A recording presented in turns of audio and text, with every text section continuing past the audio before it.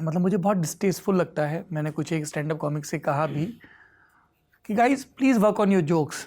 मतलब महीप सिंह सामने है, रोज करना है तो एज पे जो हो गया ना, घिस गया, हो गया, डन टू उनके डेथ। पास कुछ है नहीं, उनके पास और कुछ है नहीं मेरे बारे में, क्योंकि उनके पास ऐसी रिसर्च टीम नहीं है जो पता करा सकें। तो मैंने अनुभव सिंह बस्सी, आप जानते होंगे जी, भाई हैं हमारे, दोस्त हैं। हाँ, तो उनसे हमने एक दिन कहा था कि हम 20 रुपए की डाई से तुम्हारा करियर बर्बाद कर सकते हैं, अगर हम बाल रंग के आ जाएंगे तो तुम्हारे सारे ये आशीष वाले रोस्ट में था। हाँ, सारे जोक्स हरे रह जाएंगे। तो हमने उनसे ये कही थी बात। आशीष सोलंकी बहुत ही कमाल के स्टैंड अप कॉमिक हैं और उन्होंने बड़े जतन से एक रोस्ट शो क्रिएट किया जी। वो कुछ एक वजहों से और भी खबरों में रहा, पर वो एपिसोड आपको देखने चाहिए। गुड जॉब आशीष। तो उसमें से एक में बस्सी आए थे और उसमें फिर जी बस्सी का जो रोस्ट किया था उसके पैनल में हम थे, और सोलंकी तो परमानेंट फीचर हैं उसके। तो उसके अलावा राहुल दुआ थे, अपना कौस्तुभ श्रीवास्तव नाम है उनका, और श्रीजा चतुर्वेदी भैया, वो शी इज वंडरफुल। अगर आपने श्रीजा चतुर्वेदी की स्टैंड अप कॉमेडी नहीं देखी है, go watch it, attend her shows, watch a video, she is wonderful. जैसे बस्सी कहता है कि जहर है लड़की, जहर, हाँ वो बहुत कमाल की लड़की है। तो बहुत इंटेलिजेंट कॉमेडियन है, और मतलब मैं तो बहुत मतलब इम्प्रेस था इन लोगों को मिलके, इतनी नई जनरेशन के साथ काम करने का मौका मिल रहा है। और पर मैं सरप्राइज्ड इस बात से हूँ कि जैसे हम लोग राइट ऑफ कर देते थे ना पुराने ज़माने में, हमारे बुज़ुर्ग जो थे हमें राइट ऑफ कर देते थे कि ये जनरेशन तो भैया गई, बर्बाद है, ये इनका कुछ नहीं हो सकता। तो स्टैंड अप कॉमेडी की वजह से मुझे इनको जानने का मौका मिला। ये जो नए जो स्टैंड अप कॉमेडियन हैं, यंग हैं जो, तो उनका जो पॉइंट ऑफ व्यू है वो इतना शार्प है, इतना उनके तीखे व्यंग हैं कि आप हैंडल नहीं कर पाते कई बार, क्योंकि वो आपकी सेंसिटिविटी से मैच नहीं कर रहे। पर अभी मैं तेरे को बताता हूँ ऑफेंड करना क्या होता है। हाँ, तो वो वही वाली बात है कि पर ये बहुत मतलब ये कृपा वाली बात है कि स्टैंड अप कॉमेडी ने हमें सीखना सिखाया, समझना सिखाया कि कैसे भाई ये जो बच्चे हैं या लड़के लड़कियां हैं ये कहना क्या चाह रहे हैं। तो मुझे तो सबसे बड़ा यही वरदान लगता है इसका, स्टैंड अप कॉमेडी की वजह से मैं जान पाया ये जो क्या है, जेन जी है कि भगवान जाने क्या है। अभी जेन अल्फा भी आ गई है, उसके अल्फा आ गई है जी। अच्छा ठीक है, तो मतलब हम और पीछे चले। Gen Z, then millennials, sorry millennials, then Gen Z, हाँ, एंड देन जेन अल्फा। हाँ, तो अभी जो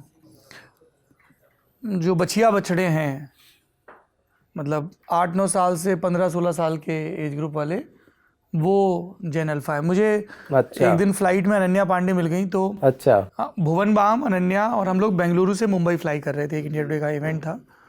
सो we started talking about the language जी, एंड शी सेड कि मेरी जो छोटी बहन है वो हमें जज करती है, अरे आपको ये भी नहीं पता। हाँ, तो उनकी अलग ही भाषा है, उनकी भाषा नहीं आती ना, यही मज़े की बात है कि भाषा चेंज हो जाती है। और अगर कुछ जनरेशनल गैप ना भी देखा जाए तो हमारे तो समाज में भाषा की राजनीति इतनी ज़्यादा है कि मतलब आपका चरित्र नाप लिया जाता है अगर आप एक पर्टिकुलर भाषा में बात नहीं कर रहे हैं तो।